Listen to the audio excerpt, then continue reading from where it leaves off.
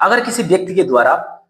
या किसी राज्य के द्वारा किसी दूसरे व्यक्ति से जबरदस्ती कार्य करवाया जाता है तो यह भारत के संविधान के खिलाफ माना जाएगा। जी हाँ, भारत के संविधान में अनुच्छेद 23 जिसमें स्पष्ट रूप से लिखा गया है मानव दुर्व्यवहार व बलात्कार निषेध, यानी इसमें क्या है कि कोई भी व्यक्ति या किसी भी राज्य के द्वारा अगर किसी व्यक्ति का से जबरदस्ती कार्य करवाया जाता है या उसका शोषण किया जाता है और या उसकी तस्करी की जाती है तो यह हर हालत में दंडनीय होगा, यह संविधान के खिलाफ माना जाएगा।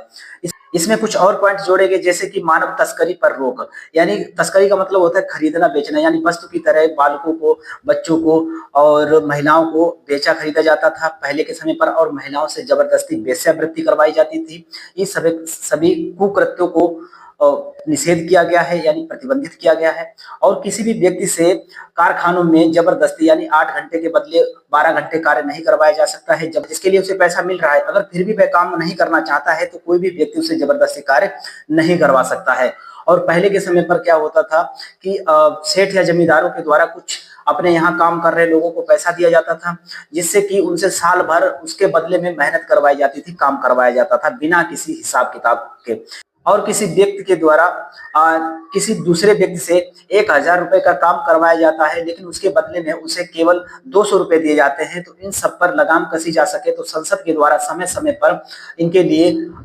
कानून लाए गए और उसको जोड़ा गया। जैसे कि न्यूनतम मजदूरी अधिनियम 1948 और मजदूरों का शोषण ना हो तो संसद के द्वारा एक कानून लाया गया मानव अनैतिक दुर्व्यवहार अधिनियम 1956 और ठेका परिश्रम अधिनियम 1970